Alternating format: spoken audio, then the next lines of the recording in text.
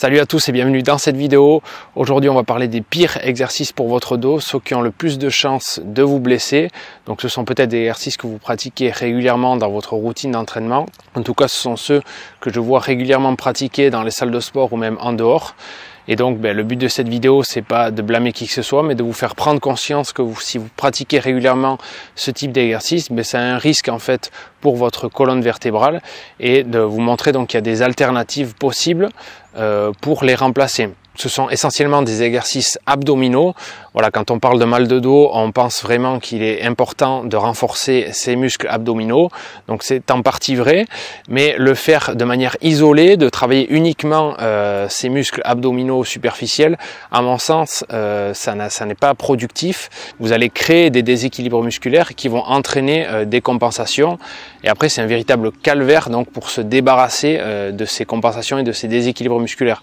Donc quand on cherche à renforcer sa sangle abdominale, il faut en fait renforcer ses muscles abdominaux, mais également ses muscles lombaires et tous les muscles en fait autour de la colonne vertébrale dans une logique en 3 dimensions en quelque sorte. Donc l'exercice numéro 1 qui est vraiment néfaste pour le dos, ce sont en fait les crunchs, les sit-ups, toutes ces flexions de buste en fait, peu importe comment on les appelle.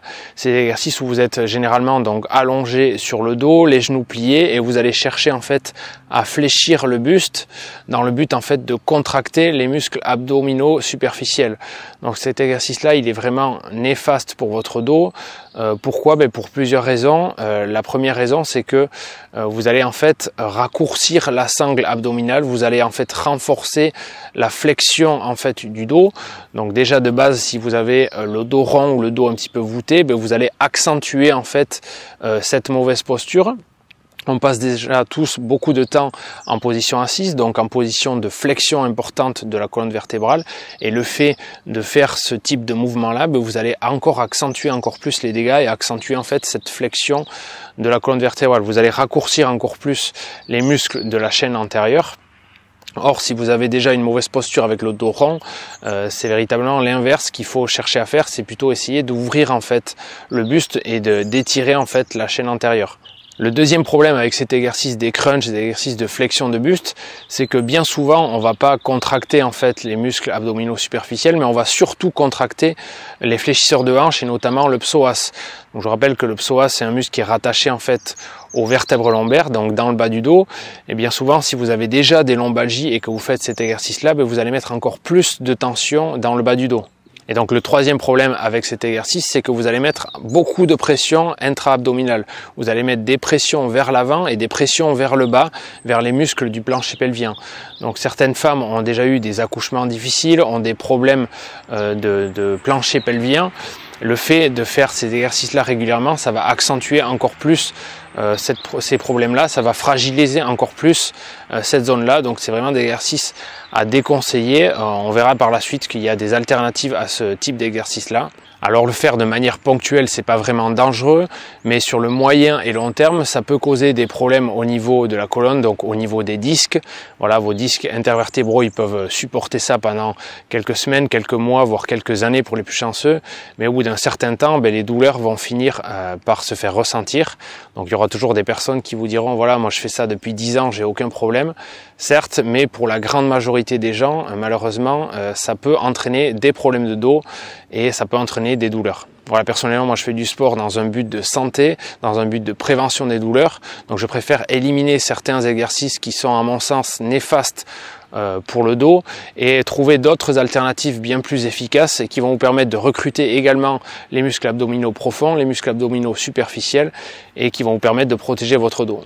Donc le deuxième pire exercice pour votre dos, ça va être tout ce qui est rotation de buste avec bâton. Ça on le voit souvent dans les salles de sport, on voit des personnes en fait mettre une barre en fait sur le dos et faire des rotations de buste.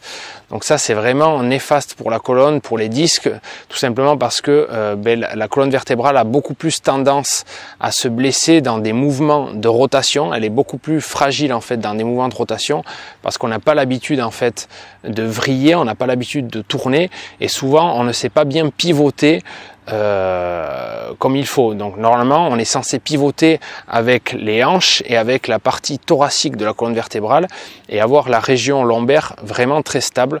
Sauf que lorsqu'on observe en fait les gens, souvent la rotation se fait à partir des lombaires, on va dépasser en fait la capacité de rotation et ça peut vraiment engendrer des problèmes de discopathie, des problèmes d'hernie discale. Donc c'est vraiment des mouvements à proscrire. Voilà, donc le but de la sangle abdominale, c'est vraiment de stabiliser la colonne vertébrale. Si vous faites des mouvements de rotation comme ceci, ce que vous allez faire, c'est simplement limer votre dos.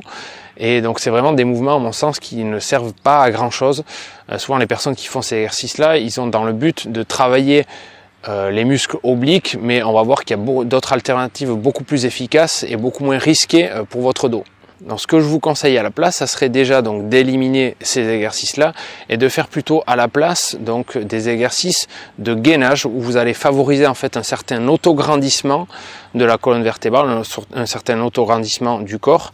De cette façon-là, vous allez recruter beaucoup plus facilement les muscles abdominaux profonds et les muscles abdominaux superficiels, et également de favoriser une certaine ouverture du buste, voilà, qui va à l'inverse en fait de cette flexion, de ce tassement en fait de la colonne vertébrale.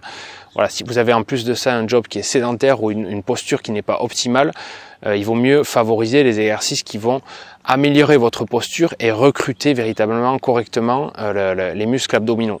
Donc vous devriez faire plutôt des exercices de gainage où vous allez favoriser une position plus neutre de la colonne vertébrale et qui va vous permettre donc de recruter les muscles abdominaux mais également les muscles du dos et tous les muscles en fait autour de la colonne vertébrale. Donc quelque part de faire un travail du centre du corps de manière équilibrée en 3 dimensions. C'est-à-dire que si vous faites du gainage en avant en planche, vous devez faire également du gainage sur les côtés et également du gainage inversé.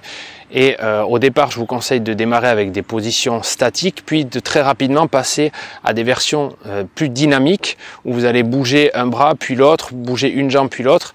Ce genre de mouvement-là en gainage dynamique se rapproche beaucoup plus de situations réelles, de mouvements de la vie quotidienne et de mouvements sportifs, et qui véritablement sont des mouvements qui vont vous préparer à protéger votre dos.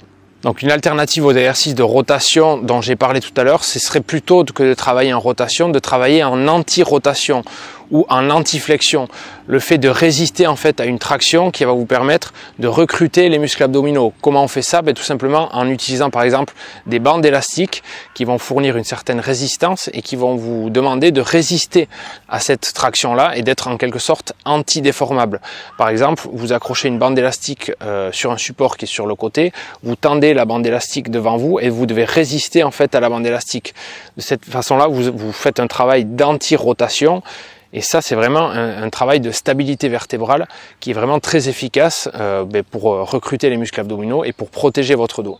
Et enfin, dans une logique d'équilibre postural, plutôt que d'essayer à raccourcir la chaîne antérieure en faisant des flexions de buste, moi je vous conseillerais plutôt de chercher à l'étirer, à ouvrir le buste en faisant par exemple l'exercice du cobra où vous êtes allongé en fait sur le ventre et vous allez chercher en fait à vous étirer de manière à étirer en fait toute la chaîne antérieure, les fléchisseurs de hanches et à récupérer en fait une certaine mobilité, une certaine ouverture au niveau du buste.